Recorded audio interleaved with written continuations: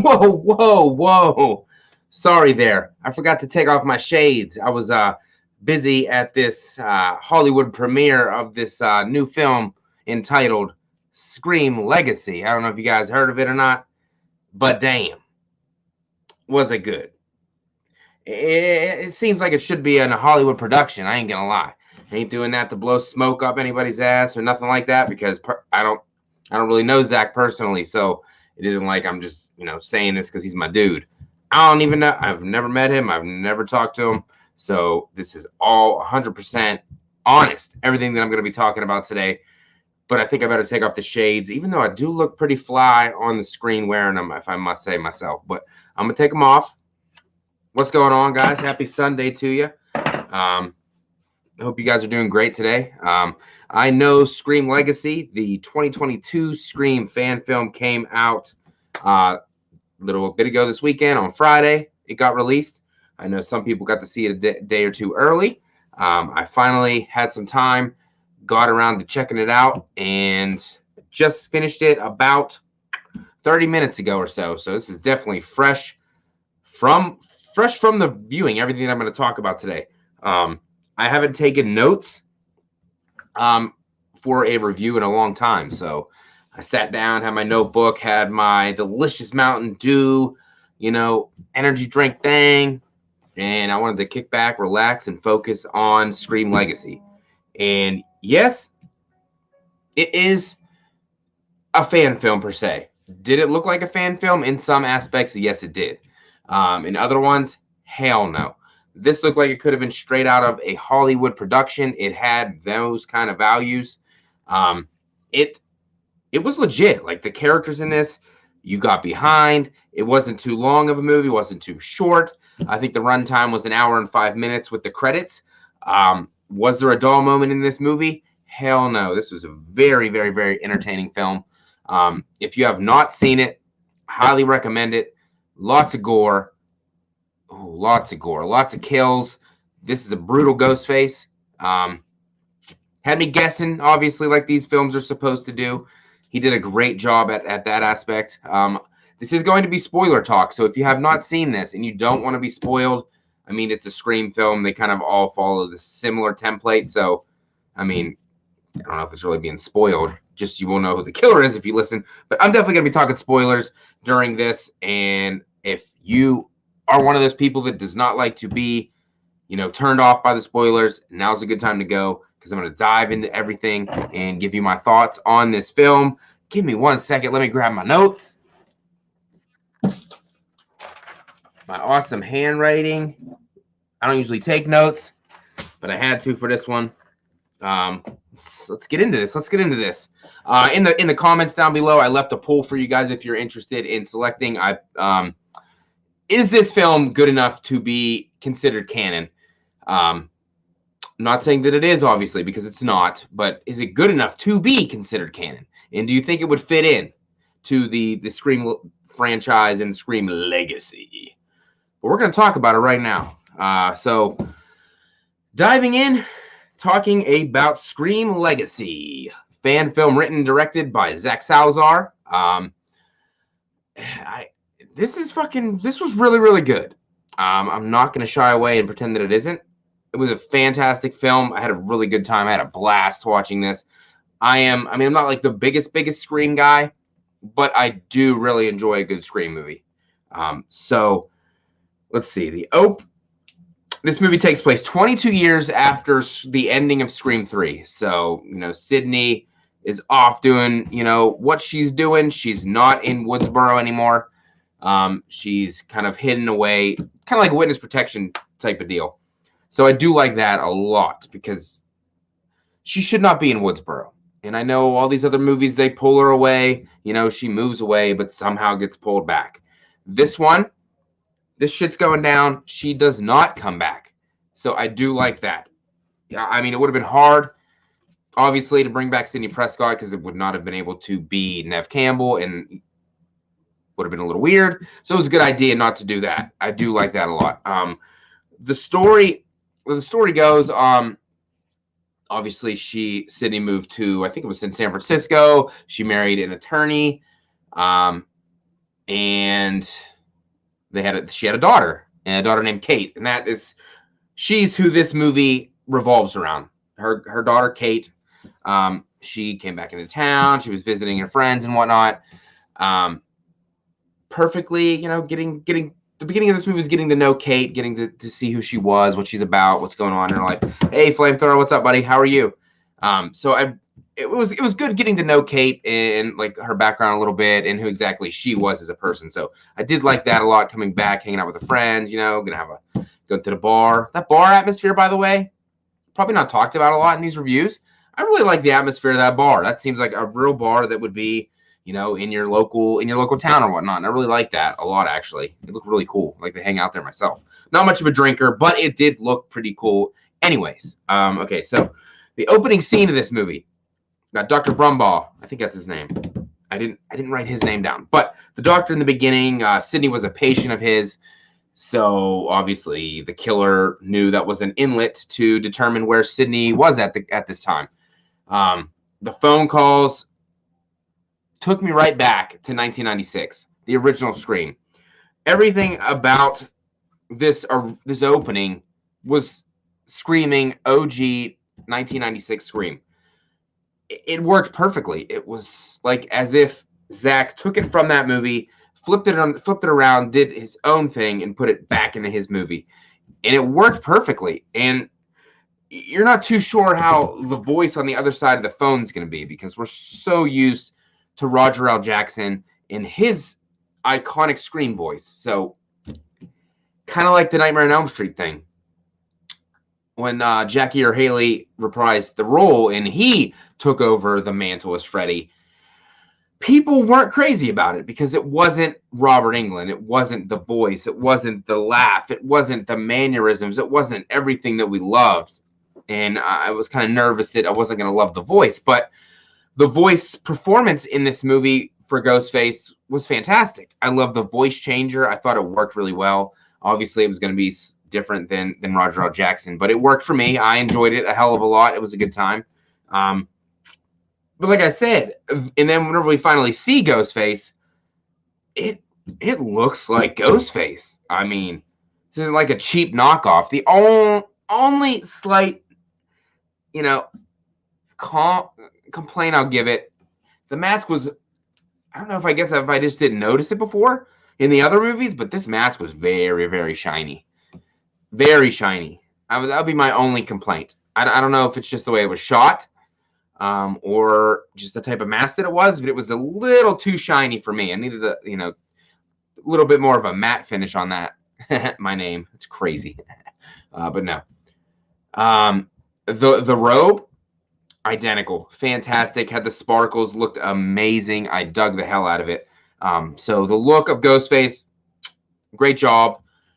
Definitely was getting everything from the original Scream, even Scream 2 and Scream 3. I was feeling it all, and I liked it a lot. So opening scene, very well done. Following that scene, we get to all the drone shots, which is a very popular thing these days in fan films. But they executed it very well. The same as Dave McRae did in It's Me, Billy. This one worked. It had a purpose. It was following the car back to her hometown. It worked. And they were playing Red Right Hand, and I loved it. I don't know how they got away with it since that is a copyrighted song, but I was so glad to hear it in this movie. For me, it's a very iconic music and song that needs to be in these movies. It was in Scream, the original. Was it in... I'm blanking right now. I can't remember if it was in Scream 2 or 3 or 4. And then they brought it back for Scream 2022, which I'm a huge fan of, by the way. And it was amazing to hear Red Right Hand in this one as well. So that was also greatly appreciated. So I enjoyed the hell out of that. The Zoe character, I thought upon seeing her, I thought she was going to be, play a more important role in this film. Her role actually was very limited. A lot more limited than I was anticipating. She looked like she was going to be very interesting. She was up on the knowledge of the Ghostface killings from the past, and it was resurfacing again that a guy in a Ghostface mask did some killing. So I was like, oh, she's going to be like kind of like the new type of Gail Weathers, but like the YouTube podcast version. Unfortunately, no, she did not last that long whatsoever. Doomsday's Crypt, what's up, John? How are you, buddy? It didn't last as long as I thought it was going to. It was kind of like, there she is, did a little bit of podcasting, boom, taken out, because she was kind of interfering with Ghostface's plan throughout this. So it made sense that he would track her down and take her out, because she was kind of going to ruin everything for him. But back to whenever we were with Kate and her friend Beth, and Beth had a new boyfriend that she just met the night before. She was on a date with somebody else, and he ditched her, and then she started dating this new guy. And might be my only real complaint with the movie, but this seems to be the trend in all of these Scream movies. I kind of was leaning towards him as being the killer, like immediately. Like as soon as I saw his look and him in the car, I was like, yeah, this dude got this mad suspect. And I know a lot of people said when they watched Scream 2022, they were having they knew who the killer was like immediately. Me, on the other hand, I fucking had no idea. Like, I didn't think it was going to be Richie at all. In this one, I kind of was leaning towards that guy, just the vibes he was getting given out. And then they threw in Will, who was, I guess, an ex-boyfriend of Kate, and he was kind of giving you those bad boy Billy Loomis vibes. And I was like, I see what you guys are doing here. Are you going to do it again? As we learned throughout the film, they don't go that route. They don't go with the boyfriend, which is amazing because it's been done so many times. Once again, redone in 2022 Scream. Glad they chose not to do that in this. Christian, what's up, buddy? And Todd Thibodeau, how is it going? Thanks for stopping in. Everybody that's here, definitely make sure to hit that like button. It means the world to me. And, leave a comment down below if you're feeling crazy. Let me know your thoughts on this film. So you're kind of setting up the suspect list, and then Kate's at the tombstone for Maureen Prescott, her grandma, and then up walks Bet. Or no. Wait. Did I fuck up their names? I think I fucked up their names. But I guess a friend of her mom's comes over and is like, "Hey, I haven't seen her in forever. Can I have her number?" No. Seriously, can I have her number? No, wait. Don't forget. Give me Sydney's number. Like, you're like, dude, you're not getting her fucking phone number, bro. Like, get out of here. So you're like, oh, okay, she's suspect too. So we got Will, the boyfriend, and her mom's friend. So, you're getting all the red herrings, which they do in these films. That's understandable. And still leaning more towards the boyfriend than any of the others, for sure. Which at the end of the day comes to be true. You just met this guy and he's already like with you all the time. Shady shit right there, but that's fine because all these movies do that shit, so that's not a problem. Detective Castillo, he's the main detective work in this case, and he happened to work the case from Scream 3 with Roman and whatnot, so that was a very good connection to that film. In this film, Scream 1, 2, and 3 are canon, and 4 and obviously 2022 are not. So, which I'm glad because I'm not a huge fan of Scream 4, and it wouldn't have made sense that Scream 2022 was canon in this one. So I appreciate that 100%. Especially got rid of Scream 4 because I cannot stand that movie. Another scene in this movie they played Lucky Day in Hell, which you haven't heard from. I think that was in Scream 2. And I'm not going to lie, on the couch, popped a boner. It was amazing. Wait, did I just say that? Popped a boner. No, I'm just kidding. I really didn't pop a boner, but it was fucking awesome to hear that song. It could be your lucky day in hell. I like that. I'm glad. A nice touches and homages to the Scream franchise blew my mind. I appreciate all of them. They were fantastic. Doomsday says, I'm going to say hell yeah. I did enjoy the film. My biggest problem in hell yeah is more characters and runtime. And yeah, a new killer right away. Yeah, that seems to be the thing. He also says, I did like the concept and direction more than others installments. Big props for Indy pulling this off. A lot I really liked in this film. Yeah, definitely. I really had a good time with this one. If I had to put this in a ranking, I would probably... It's probably up there tied with Part 2 for me. I'd probably tie it with Scream 2 in how good it is. And it's a freaking fan film, so that says a lot and speaks a lot of volumes. Another little tiny nitpick for me, the Neil Prescott character. I guess they didn't really want to show him on camera because, we couldn't get the same actor, so it would have been like, oh, a stunt double or some shit. A fill-in. I wish we could have seen his death. I think that would have been so iconic. He wasn't like the most iconic character, but he wasn't technically a legacy character from the original Scream movie. So I would have loved to actually see his death and saying, no, I will not tell you where Sydney is, you motherfucker. And then, I don't know, have a little chase scene with him instead of just getting to see him lay there. But that's fine. I mean, it's a little nitpick. It doesn't take away from this at all. Christian Spencer says, I thought there would be a second killer. I kept waiting for it. I looked looking at the IMDb, it said cast, and it had like 2 or 3 Ghostface under 2 or 3 people's names. And I was like, oh, we're going to see multiple killers in this movie. Maybe even 2 or 3 this time. But no, it's just one. Just one, surprisingly. They went the route of Scream 3, just having the one, just like Roman, who I thought was a great killer in Scream 3, obviously, because he was doing everything himself. He had no help. So I did really, really like that a lot.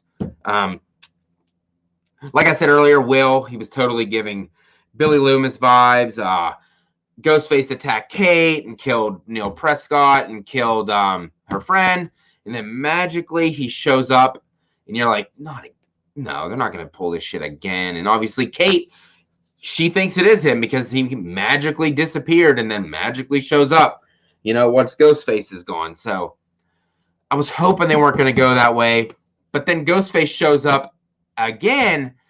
And I'm still thinking, this could be all set up for the second killer to come in. And I was like, I still don't believe him. But then in the garage scene, only complaint there is there was a Pittsburgh Steelers decoration in there. Get rid of that shit. Ain't nobody liking no Pittsburgh Steelers. I'm tired of that shit. Get rid of it. I'm just playing. But no, I don't like the Steelers at all. I'm a Broncos guy, so screw the Steelers. Get out of here. But the garage scene was fantastic. The fight between Will and Ghostface. I don't know why Kate didn't leave. He said go, and she's like struggling with the garage door, which, of course, in all these movies, Halloween's, Friday the 13th, Screams, they got to drag it on. You got to make it seem like, I can't get out. I'm going to stand here. Just fucking go, bitch. Damn. I mean, he put up a fight, though. Will was battling. He was doing a good job, but eventually he knew Ghostface was going to get the upper hand. Stabs the shit out of him, dude. Lifts his ass in the air. Going 2022 style, except for that was a little girl supposedly picking it up, and this was a grown man. So I did appreciate that, for sure. And then he stood up Will is still taking it. And then Ghostface just does like a massive power throat slit. And that's the end of that son of a bitch. So he ain't your killer. And it ain't going to be Sid's friend because no way in hell she's going to be that brutal. So you're like, damn, I wonder who this could be. Oh, wait, probably the guy in the car, the boyfriend. And, truth be told, whenever the cops show up and Ghostface is brutal as fuck, kills the rest of the cops. Like, he is on a rampage, dude. This Ghostface don't fuck around. He's there to kill, and he does a damn good job of it. So he kills all the police force except for Detective Castillo. He's left for dead, but they got to have one of the cops live. Kate's doing her best, to fend him off and whatnot. And then before he tries to kill her or attack her, got to get the whole killer spiel like we always do in these films. He goes over she's like, I don't even know who the fuck you are, bro. And he gives himself up. His name is Daniel Loomis, ladies and gentlemen. We're going down the Loomis train for the 3rd time. We had Billy. We had Mrs. Loomis. And now we have Daniel Loomis, the younger brother of Billy and the younger son of Mrs. Loomis. I really like that. I can totally see why they chose Legacy as the title for this film, Scream Legacy.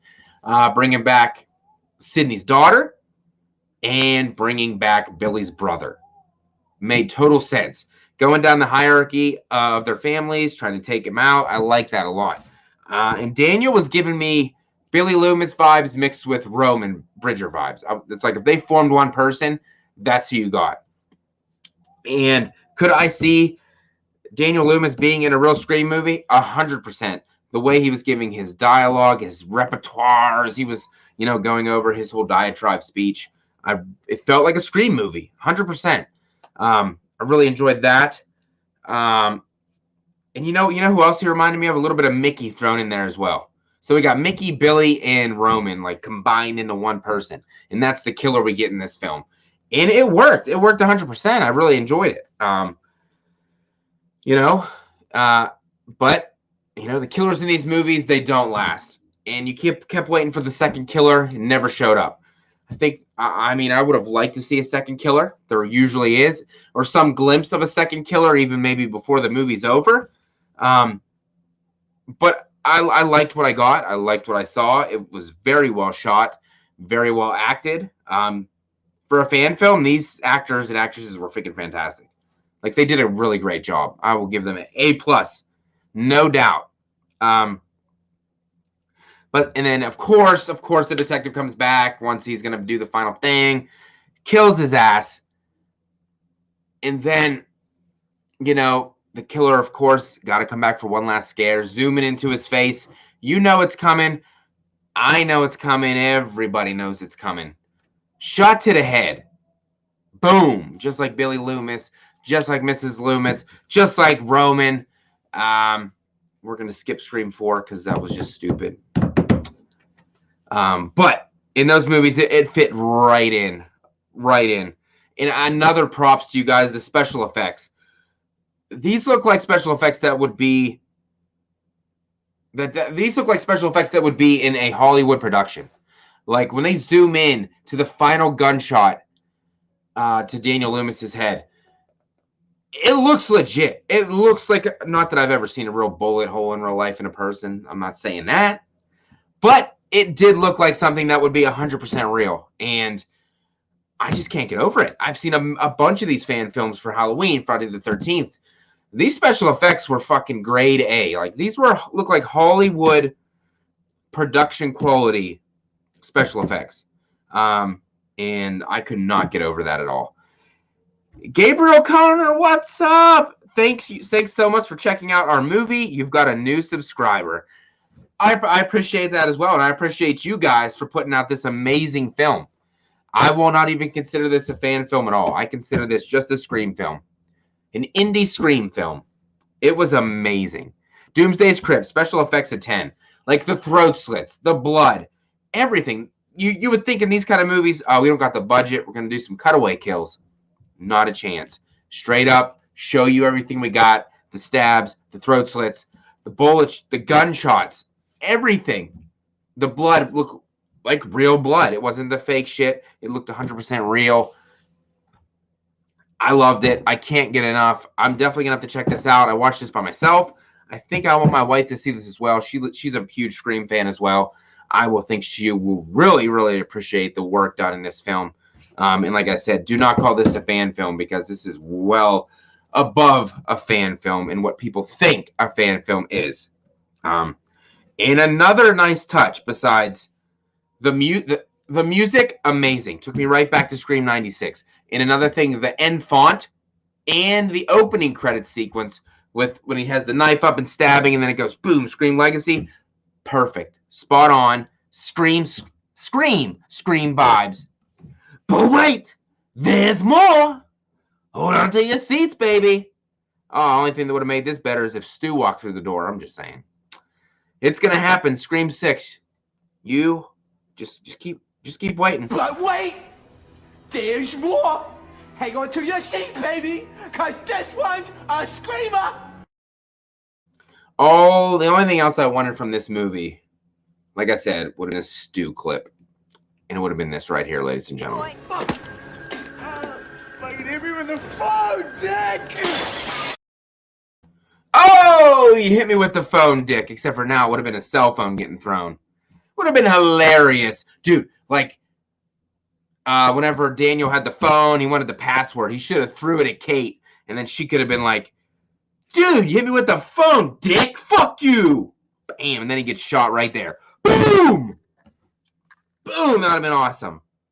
Awesome. Christian said, I like hearing Sydney at the end. Yeah, that was a nice touch. That was a really nice touch. You didn't see her in the movie, but you know that she's there. Called her on the phone, talked to her, you know she's there. Amazing, amazing, amazing, amazing, amazing job. All around. Zach Salazar, the crew, the cast, the everything, special effects, everything that was involved in this film. You guys rocked it out. I appreciate the hard work that you guys put into this. I wish I would have supported this if this was on Indiegogo. I apologize. I honestly didn't know. Shame on me. Shame on me, because I would have loved to have this on Blu-ray to add to my Scream collection. But for a review, obviously, you got to have a grade for this bad boy. And out of 5 stars, being a fan film, I'm going to give it a little more slack than I would a regular movie. I'm going to give this puppy a 4.5 out of 5 stars. Scream Legacy, 4.5 out of 5. I highly recommend it. I'm a very picky person when it comes to movies. You guys already know this. You've been with me long enough. Most of you know. Definitely very picky when it comes to horror movies, primarily horror movies, and even superhero movies at that. So for me to give this a 4.5 out of 5 must mean something. And like I said, I don't know these people personally, so I am not blowing smoke up anybody's ass. I thoroughly enjoyed this movie. This is one I'm going to watch a lot and very often. I guess you guys could say whenever I said It's Me, Billy's really good, I could have been blowing smoke because I talked to Dave and had him on the channel a few times. So you could be like, dude, you're just fucking sucking his ass. But no, I wasn't either. It's Me, Billy was amazing. Scream Legacy was amazing. All these fan films that are coming out are fucking out of this world. And I appreciate all the hard work that goes into them. So keep doing what you're doing. Hopefully there's a sequel to this. I'll be looking forward to it. And if there is, I would definitely support that 100% since I missed out on the first one. But yeah, those are my thoughts on my first watch and instant reaction of Scream Legacy. Definitely check it out. You will be thoroughly entertained, and they lift Scream up. Like they don't shit on it whatsoever. It was amazing. It was amazing. Wes Craven would be fucking thrilled if he got the chance to see this fan film. I just saw that Jamie Kennedy left a comment on the fan film in the comment section. Dude, that's amazing. Jamie Kennedy, he was mentioned in the movie, obviously. Randy. God, it was amazing. Oh, man. If you'd have got Jamie Kennedy, oh, wait, he was dead. Fuck. We could have pretended he didn't die, right? We could have pretended. We could have pretended he didn't die. Man, I love me some Randy. And I love me some Scream Legacy. So go check it out. Obviously, if you're watching this spoiler review, you probably have already seen it. But if you're watching this after the fact, please let me know in the comments down below what you guys thought about this movie. What'd you like about it? What didn't you like about it? I need to know. Because if you got a lot of complaints, I just don't see it. I just don't see it. This was a well-made and well-crafted film. And like I said, I'm not going to count it as a fan film. It's just another Scream movie in an alternate universe. But those were my thoughts. Hopefully you guys liked what I had to say. Definitely make sure to hit that like button for me. If you're new to the channel, hit that subscribe button like Gabriel did. I really appreciate that 100%. And I was glad to talk about this movie for you guys. Like I said, I haven't taken notes in a long time. Haven't took notes in a long time. Yes, a surprise Randy twin brother. That would work. But then he wouldn't look like Jamie. Unless you could get Jamie Kennedy to come back and then he'd be the twin brother. That'd be fucking amazing. We should do that. If you're going to make a sequel to this, we should do that. But yeah, those are my thoughts. Hope you guys liked what I had to say. Jamie Kennedy would definitely dump on that for sure. Definitely. But anybody has any questions or anything for me, feel free to leave them in the comment section below. I can go for a couple more minutes, and then I'm going to get out of here and go make some dinner because it's almost 5 o'clock p.m. where I am, and it's almost time to eat. We had a fucking winter storm today. Like, we went from 70 degrees, and now we're down to, like, 30, and it was snowing, like, 5 inches. Like, what the hell, man? It's springtime. What else I watched over this past weekend? I watched Spider-Man No Way Home for the first time. And it was okay. It was okay. not one of those guys that's going to say it was the most amazing film ever. It was okay. A lot of decisions in the movie I hated. A little rough at some points. Wanted to shut it off. Wanted to fucking throw something at it. Then it redeemed itself, and then it didn't redeem itself. Then it redeemed. No, it was all over the place for me.